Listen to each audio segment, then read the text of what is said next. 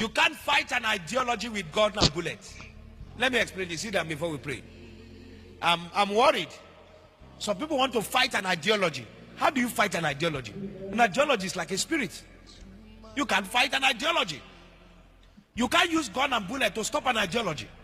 The way to deal with an ideology, you engage it with wisdom. Area don't scatter. Let's first just watch this video.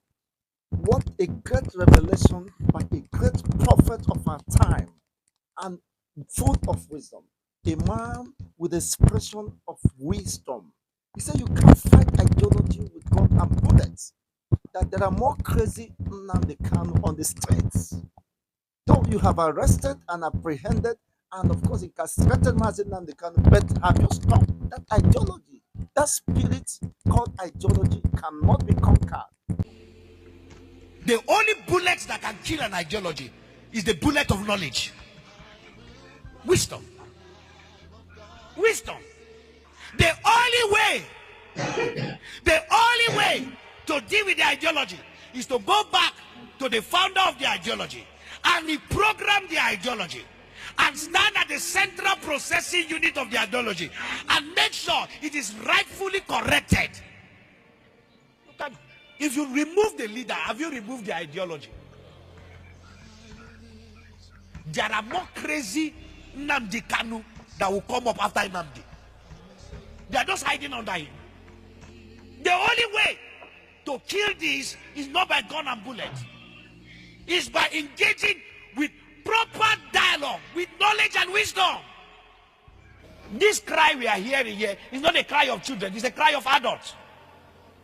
The only way, I am not an advocate that Nigeria should separate, God forbid. No. But I'm saying the best way to handle this, listen to the cry of the children. Sit down. Everything is not gun and bullet. When you take the leader away, okay, take the leader away. The next, how many people are on the street? Do you know how many spirit of Biafra have entered people? Do you know how many? Do you know how many millions are carrying the spirit of Biafra around? So if you kill the leader or you take the leader away, can you take the spirit from everybody? OJUKWU is not here, but Biafra is alive. It's an ideology.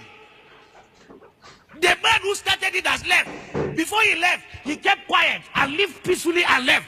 But the generation that have come have picked it up. And it's even worse than his own now. And they are engaging it with an idea. With knowledge. So the best way to deal with this is not gun and bullet. It's not gun and bullet. When the revolution want to start, the revolutionists, the first thing they will do, they will pass the idea and impregnate their followers. The only way to stop it is to stop them before they impregnate the followers.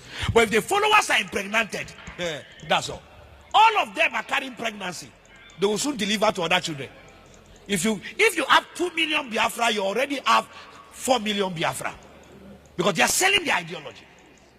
And now, I don't have a problem. But my own concern is that you don't take woman's life. The best way to do that, you engage them in the ideology. If you feel the ideology is not correct, you dialogue. You sit down with them. If dignifying them will make them feel important, then do that.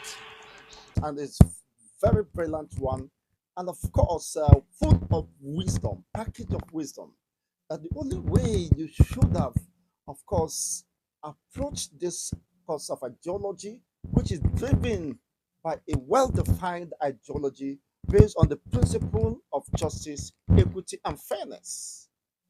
So you cannot in a way subdue this ideology without a superior ideology.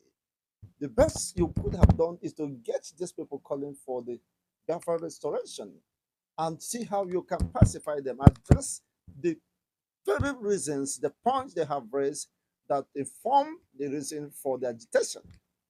They are looking for equal, of course, opportunities for progress and for equitable distribution of the commonwealth. You can't suppress them using guns and bullets. You are making the grievous mistake. This is what his stance is. And of course, he's speaking from the informed position. And that will shock you what is happening. You say you can't defeat them. Nobody has tried that out with the world over. That you should have engaged these people meaningfully and with a decisive and political way to address those problems. Sit on the round table and discuss. Of course, if it becomes necessary to part ways, you do that without the shedding of blood, without confrontations, without necessarily of the waste of life, of human life, which is, of course, should be respected with all sense of commitment and seriousness. This is quite interesting. Do you agree with such submissions? Let's hear, of course, your comment sections and your own opinion regarding this uh, very vital revelation. And that is just the shocking, of course, news that will break the back of those who believe that everything is war, everything is the use of force. But unfortunately, you are losing this battle because the spirit of ideology cannot be killed. It is alive and it keeps replicating itself. And the only way, of course, is to part way and, of course, allow such ideologies to strive, provided it is guided by the principles of justice, equity, and fairness. Thank you for watching.